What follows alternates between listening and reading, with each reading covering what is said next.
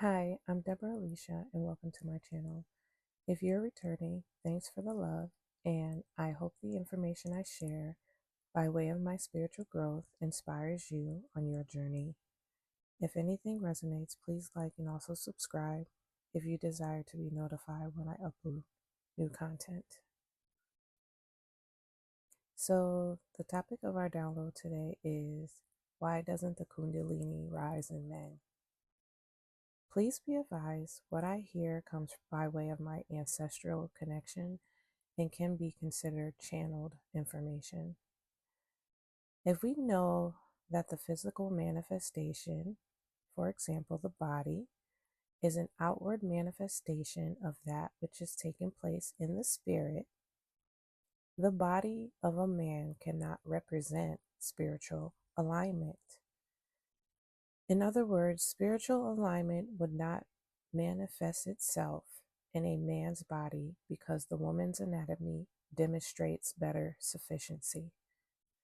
Better sufficiency meaning we can't even describe birthing the fruits of the spirit without understanding the reproduction process that only takes place in the woman's body.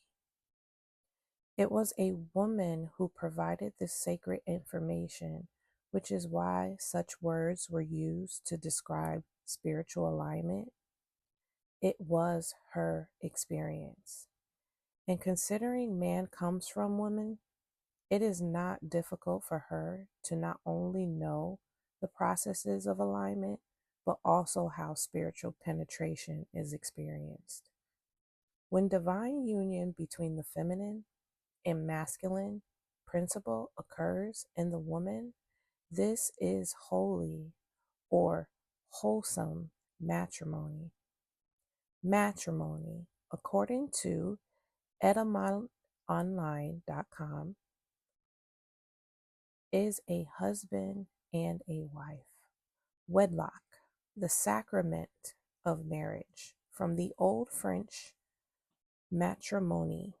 matrimony, marriage, and directly from Latin matrimonial, wedlock, marriage, in plural, wives, from mater, nominative, mater, meaning mother, right?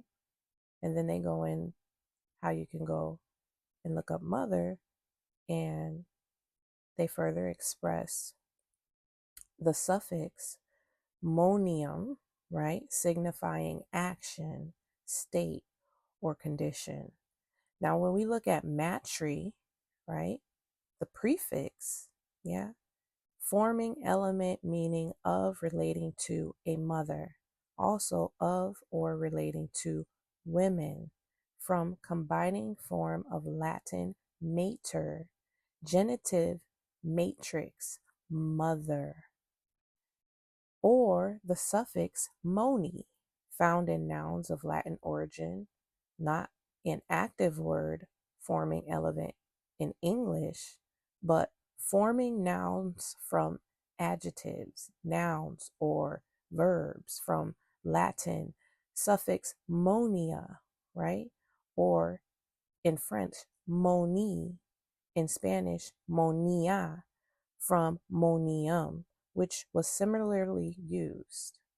The suffix mon is related to the men of mentum, as in matrimony, patrimony, testimony.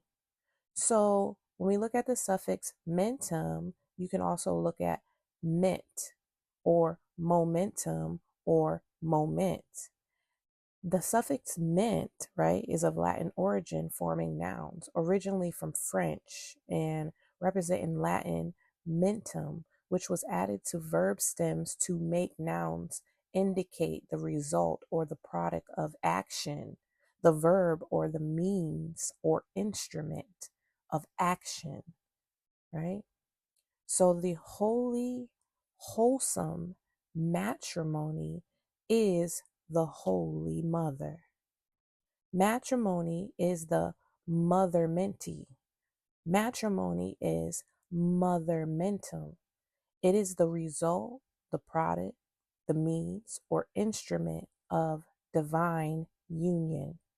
Now, I know we threw in the I in menti because it is helpful to keep this in mind that menti is a suffix form of men, to think. So matrimony is mother think, or thoughts of mother, or divine downloads. The thoughts, downloads are the children. So we can also say matrimony is the child of the Holy Mother by way of divine union of the principles. This is what Mary and the Madonna was inspired by and supposed to represent. No need to emphasize the feminine and masculine on the physical plane, because the matrimony, the child, is the clear representation of that. The fruit of the Spirit is a clear representation of that. Unity is a clear representation of that. Oneness, wholeness is a clear representation of that. And being a clear representation of that, it is safe to say that the Most High Mother and Father brought that union together. The parents of this child, the parents of this matrimony, is the highest form of parenting on this planet. The result of the divine feminine, the reciprocation of the divine masculine, the result as in a decision of the divine feminine by way of the divine masculine's reciprocity, by way of the divine masculine's mutual response to the divine feminine's alignment. It is through the revelation of spiritual matrimony that we understand matrimony between a woman and a man on the physical plane. If matrimony is expressed on the physical plane, it is supposed to be a reflection of what is taking place within the woman and the man's response to that, meaning the man is tapped into her, meaning the man has found her, and seeing her value, and in seeing her mother mentum, and seeing her spiritual matrimony, he reciprocates. He reciprocates because his will is empowered to do so. His will is empowered because the divine union taking place in the woman is performed by the Most High Mother and Father too. It is performed by the highest parenting within her. I'll say that again. It is performed by the highest parenting within her, giving the man the indication that the woman's spiritual womb is whole and ready. So his engagement with her will be productive physically, and being an embodiment of logic and will on this physical plane, her empowerment through the clarity and strength of his logic and will lets her know he is in receipt of the wisdom she embodies. And being in receipt of the wisdom she embodies by way of her spiritual alignment, by way of her Kundalini rising, he gains enlightenment. This is why it wasn't odd for men to have multiple wives, because it was an outward manifestation of what takes place spiritually. Spiritually, meaning not through sexual penetration or marriage, but through the multiple streams of matrimony taking place by way of women all over the world who are experiencing divine union within. This is why women will not be able to convince men that sticking to one woman is normal for him, because it's not even normal for him in spirit.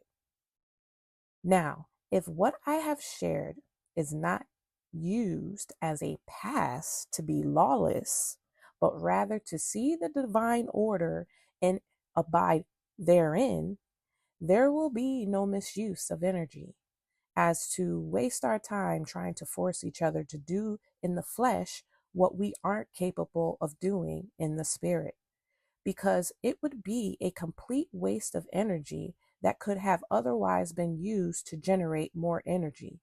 And how could we believe that the Most High Mother and Father would be behind authorizing such confusion?